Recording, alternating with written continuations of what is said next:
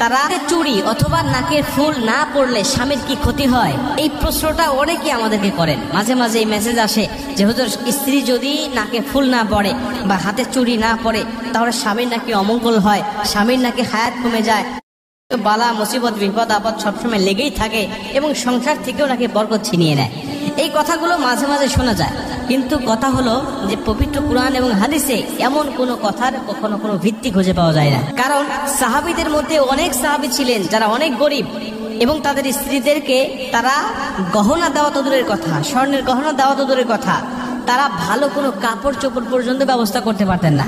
সাহাবীদের মধ্যে এমনও সাহাবী ছিলেন যারা নামাজ পড়ে, ফরজ নামাজটা পড়ে বাসায় চলে যেতেন এবং গিয়ে তার পরনের যে কাপড়টা, এই কাপড়টা স্ত্রীকে দিতেন আর উনি গর্তের মধ্যে নামতেন আর ওই স্ত্রী ওই কাপড়টা পরিধান করে নামাজ পড়তো।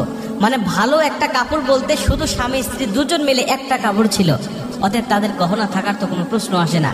এবং আরেকটা হাদিস আমি আপনাদেরকে বলি, আল্লাহ রাসূল সাল্লাল্লাহু আলাইহি ওয়াসাল্লাম একজন সাহাবী, তার স্ত্রীর কোনো গহনা ছিল না। সাহাবীরা তাকে জিজ্ঞাসা করলেন যে তোমার স্ত্রীকে তুমি কোনো গহনা দেও নাই কেন?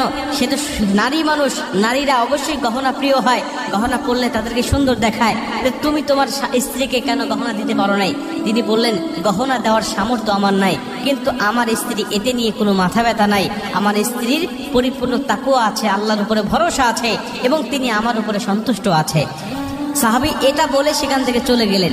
হযরত ফাতেমা রাদিয়াল্লাহু তাআলা আনহার জীবনী দেখেন, আলী রাদিয়াল্লাহু তাআলা আনহু ফাতেমা রাদিয়াল্লাহু তাআলা আনহাকে কি দিয়েছিলেন, তার দেওয়ার মতো কি ছিল, অথচ তারপরেও তাদের মধ্যে কোনো ভালোবাসার কমতে ছিল না এবং আলী রাদিয়াল্লাহু তাআলা আনহু কোনো ক্ষয়ক্ষতি কিন্তু হয় নাই।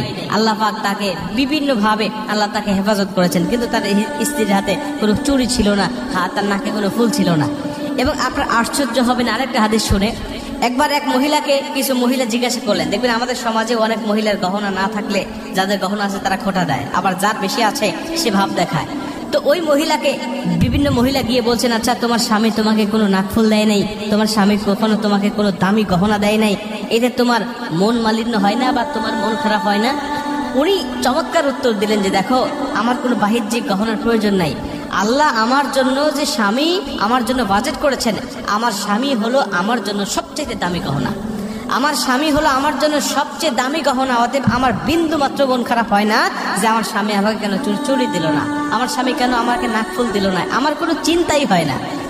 প্রিয় মা বোনেরা, এজন্য হাতে চুড়ি না দিলে বা নাকে ফুল না দিলে, অনেকেই বলে যে এগুলো না দিলে স্বামীর অমঙ্গল হয়, সম্পূর্ণ ভুল কথা।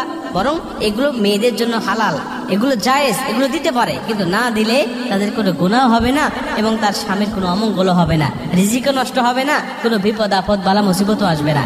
এগুলো যারা বলে তারা মিথ্যা বলে, তারা ভুল বলে, তারা অসঠিক কথা বলে। অতএব এগুলো থেকে কর্ণপাত করবেন না, এগুলো বিশ্বাসও করবেন না কখনো। আপনি চাইলে পড়বেন, তবে কোনো স্বামী যদি স্ত্রীকে পড়তে বলে তাহলে স্ত্রীকে পড়তে হবে। স্বামী যদি বলে যে তুমি এগুলো পড়ো, কিন্তু আপনি যদি না পড়েন তাহলে আপনার স্বামীকে অসন্তুষ্ট করলেন। স্বামীর বৈধ হুকুম পালন করা ফরজ, আপনি মানবেন, আপনার মানাটাই জরুরি। অতএব স্বামী যদি পড়তে বলে বা কিনে দেয় তাহলে অবশ্যই আপনাকে পড়তে হবে, আপনি তখন না পড়ে থাকতে পারবেন না।